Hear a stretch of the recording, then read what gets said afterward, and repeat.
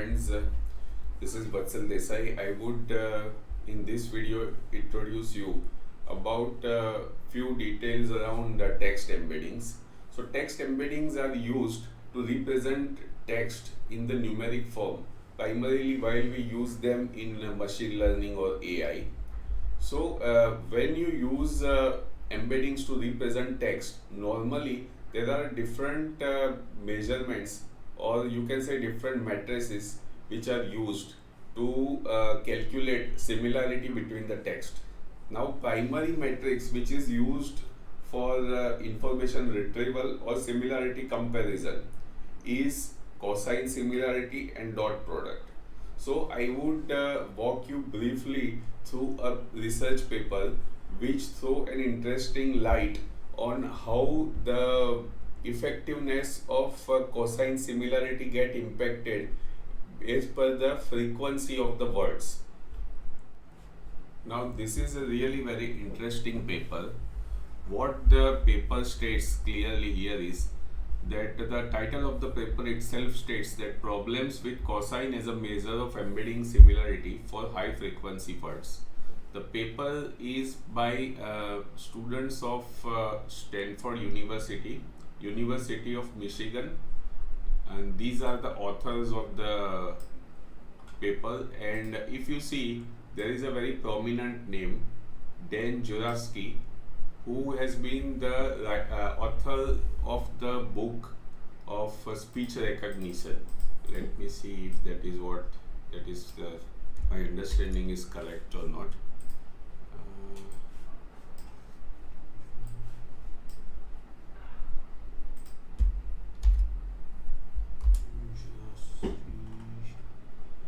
Natural language processing. Yeah. So it seems that that seems to be the name.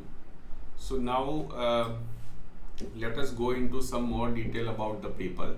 So here, as I mentioned, I gave you a brief introduction. It has been mentioned in the abstract that cosine similarity of contextual embeddings is used in many NLP tasks like question answering, information retrieval, and the different metrics like BERT score all depend heavily on cosine similarity. So here in this paper, they uncover in systematic way that how the cosine similarity gets affected as the word frequency increases. So this is a brief introduction here. Like as it has been mentioned, the impact of frequency on accuracy and reliability has mostly been studied on static word embeddings like word2vec. So what it says is that static word embedding means in word2vec there is like every word has not too much contextual meaning associated with it. So the way contextual meaning, because of the way they are trained, is inclined in the BERT based and the higher LLM based embeddings compared to word2vec. So that's why word2vec you can consider as a static embeddings. So here, as it has been mentioned further, low frequency words have low reliability in neighborhood judgment and yield smaller inner products with higher variance. Now here, if we see more detail,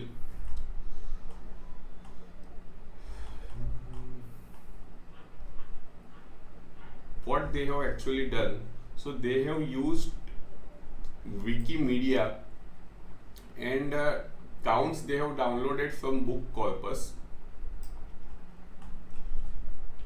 word in context, expert judge pairs of sentences with a target lemma used in either same or different WordNet, Wiktionary or WordNet senses, and Stanford contextualized word similarity dataset is non-expert judge pairs of sentences annotated with human ratings of similarity of two target terms.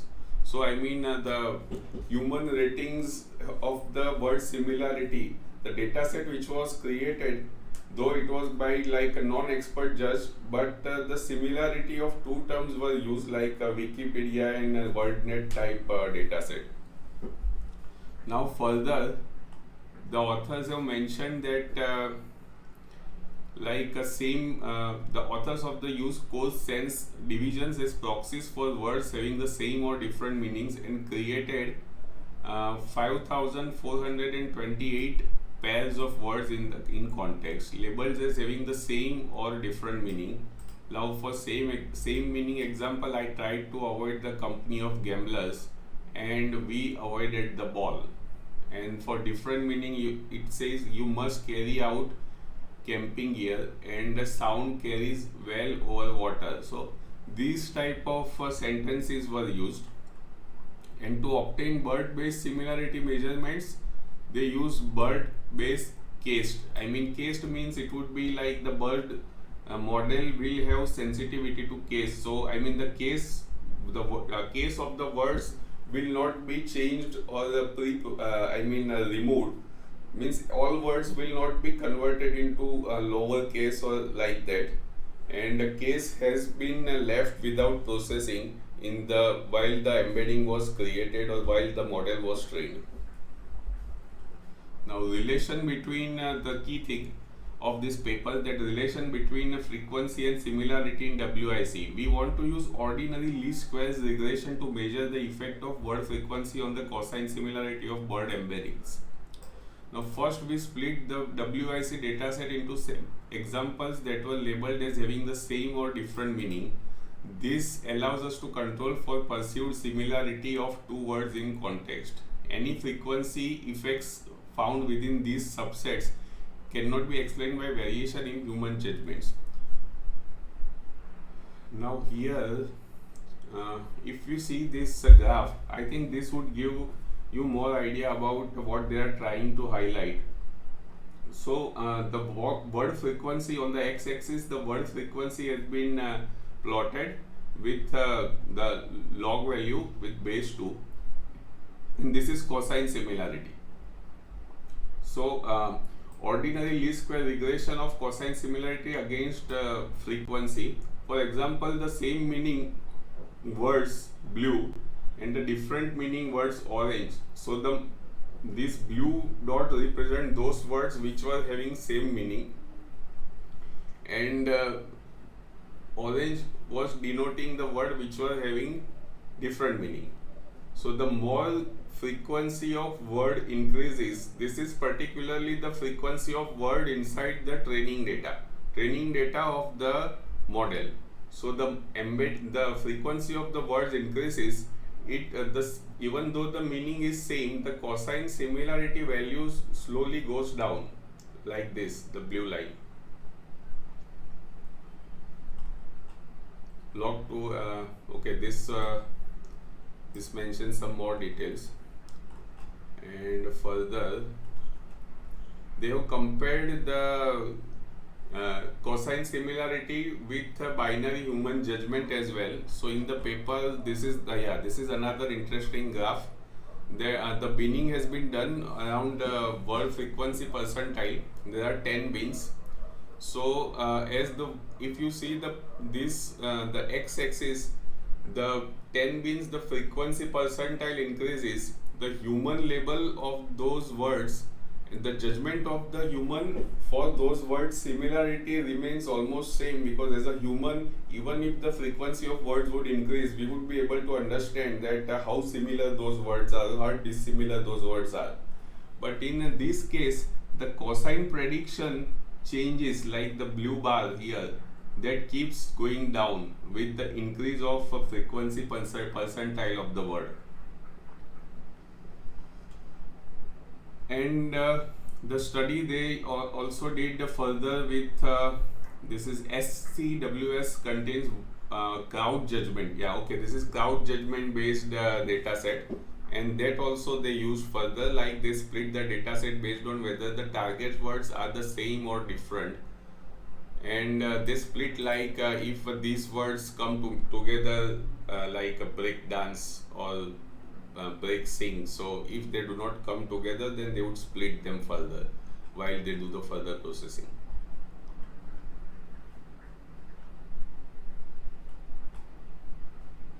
So the results were like, if we only use frequency, we find that it mildly explains the variance in cosine similarity both within and across words. So that is interesting part. And the other interesting thing which I found in the paper was this one. So here they mention this is like this is a illustration of the ball, what they are actually trying to show here, that these are the similar words, and here there is a projection and the cosine similarity dot product detail. So if let me read it. An illustration of how using cosine similarity can underestimate word similarity. The cosine similarity between a contextual representation, orange word, and the vector W is the dot product of the forward projection on the red arc, that is the red arc, of the unit circle with length 2 theta, and this W only points in the blue region are close enough to this projection value. So as the bounding ball, so that's the bounding ball grows, so as the ball would increase, means the similar words would increase. Similar meaning words, it would increase when the frequency of words would increase. So this area, that is as the bounding ball grows with higher frequency of words, if it remains tangent to W, so if this circle, the ball remains tangent to this line, the fraction of points in the blue region will shrink. So this is what is covered by the dot product. So the as like this circle will keep expanding, so the tangent, this what you can say, rectangle would be shrink further. So the similar meaning words will also go further away, I mean out of that this blue area. That's what it is trying to highlight, blue region. So then it means it leads to underestimation. So the semantic similarity distortions caused by the over and under representation of topics is another reason why documentation for data sets is critical for increasing transparency and accountability in machine learning models. So which simply means that since frequency of words in makes difference, so whether you look at the MTEB leaderboard or let us say this is the leaderboard, let me show you, like which is normally used to identify the embedding effectiveness.